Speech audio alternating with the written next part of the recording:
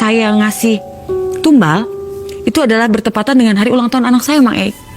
Malam itu tuh saya nggak ingat gitu kalau ini tuh udah saatnya saya ngasih tumbal pertama saya, Mang E. Dia dateng kan saya agak kaget kan, karena saya namanya orang udah namanya lagi apa ya, Mang E, lagi keenakan ya, dapat duit banyak, foya-foya ini itu semua kacau-kacauan, jadi nggak inget bahwa ini duit dari mana gitu. Nah itu tadi ketika saya habis mandi ngeliat ada tanda, tiba-tiba saya didatengin. Dia mengingatkan saya untuk bahwa jangan lupa 2 hari lagi ke depan kamu harus ngasih tumbal pertama kamu. Nah kalau tumbal pertama itu kan saya udah kasih namanya, Mang E, waktu di sana. Jadi ya udah, saya udah tahu bahwa mungkin pada saat itu saya rasanya happy, Mang E. Happy-nya karena ini nih, orang yang nyebabin saya kayak gini nih bakal nggak ada sebentar lagi. Karena pada saat itu orang pertama yang saya tumbalkan itu adalah mantan suami saya, Mang E. Jadi ya saya happy gitu karena yang menyebabkan saya begini bakal nggak ada. Udahlah, akhirnya saya tidur tuh.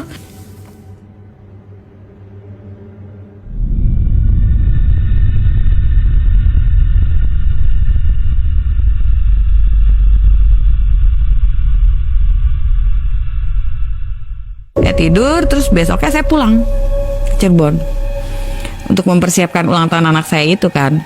Nah di ulang tahun anak saya itu saya berpikir gimana caranya mantan suami saya itu dapetin sesuatu dari saya yang kena ke badan dia gitu. Akhirnya karena kemarin udah di prepare itu untuk souvenir undangan ulang tahun anak saya itu kan saya kasih kaos sama parfum, Mang E. Kaos yang ada gambar muka anak sayanya, terus sama makanan-makanan gitu, bungkusan lah, bingkisan nanti pulang gitu kan. Plus ada parfum. Nah parfum dan baju itu saya ritualin khusus buat mantan suami saya. Ritualnya atas petunjuk siapa? Atas petunjuk dari kunciannya. Jadi saya ada beberapa bacaan yang saya baca gitu kan, yang harus di ritualin semalaman sama saya waktu itu.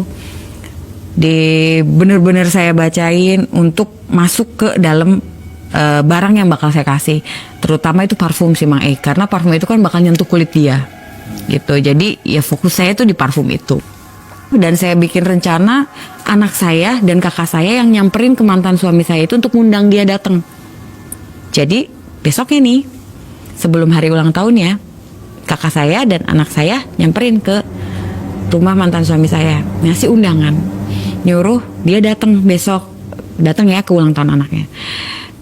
Saya berpikir dia nggak akan datang gitu, nggak mungkin gitu nggak datang, dan ternyata bener gitu, dia nggak datang. Tapi saya udah prepare dong, Mang E, barang yang sudah saya ritualin malam itu harus nyampe ke tangan dia. Dengan tameng anak saya gitu kan, minta datang tuh bapaknya. Ternyata bapaknya nggak bisa, alasannya masih ada kerjaan gitu kan, nggak bisa. Tapi nah di situ anak saya memang di rumah udah saya setting bahwa ini ngasih parfumnya dan suruh dicobain parfumnya, enak loh, wangi, biar wanginya kayak aku parfumnya tuh udah, maksudnya parfum dia tuh sama gitu kayak itu. Memang wanginya semuanya sama, Mang E, cuma punya dia beda kan gitu kan. Disemprotin lah itu akhirnya parfumnya ke tangan bapaknya, dibantu kakak saya dan segala macam. Udahlah akhirnya itu udah dikasihin, dia tetap diundang. Kakak saya pulang sama anak saya dan dia cerita bahwa begini. Ya sudah, selesai itu malam itu kita tidur dan besoknya mulailah ke ulang tahun anak saya. Di ulang tahun anak saya ya meriah lah, Mang E. Undangan datang, semua udah datang segala macam, lagi rame-ramenya. Saya istirahat tuh, Mang E. Saya istirahat, saya buka-buka sosial media dong, Mang E, sambil istirahat, sambil ngopi gitu kan. Saya scroll ternyata di sosial media itu terpampang muka mantan suami saya, Mang E, dengan tulisan